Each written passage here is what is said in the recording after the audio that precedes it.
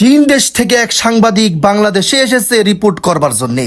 সেই চাইনিজ সাংবাদিক একটি ট্যাক্সি গাড়িতে করে ঢাকার শহরে ঘুরে বেড়াচ্ছে, আর ট্যাক্সির ড্রাইভারকে বলছে, ভাই আপনাদের বাংলাদেশের ট্রেন এত ধীরগতি সম্পন্ন, যাইয়া দেখেন আমাদের চীন দেশের কত দ্রুত গতি সম্পন্ন বুলেট ট্রেন। কি যে বলবো, আপনাদের দেশের বাস, ট্রাক, ট্রেন, ট্যাক্সি সব এত ধীরে চলে কেন? আমাদের চীন দেশের সকল যানবাহন কত দ্রুত গতি সম্পন্ন, অল্প সময়ের মধ্যেই গন্তব্যে পৌঁছানো যায়। লোকটির এই কথা শুনে বাংলাদেশি ট্যাক্সি ড্রাইভার কোনো উত্তর না দিয়ে একেবারে চুপচাপ গাড়ি চালাচ্ছে। কিছুক্ষণ পর সেই চাইনিজ লোকটি বলল, ভাই আমাকে এখানেই নামিয়ে দেন। ট্যাক্সি ড্রাইভার গাড়ি থামালো।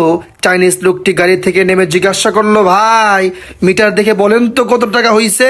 তখন সেই ট্যাক্সি ড্রাইভার বলল, 15,000 টাকা।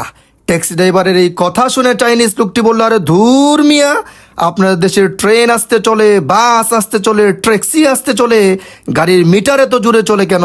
তখন সেই ট্যাক্সি ড্রাইভার বলল, ভাই মিটারটা হলো মেড ইন চায়না, চীন দেশের মাল, তাই এত জুড়ে চলে।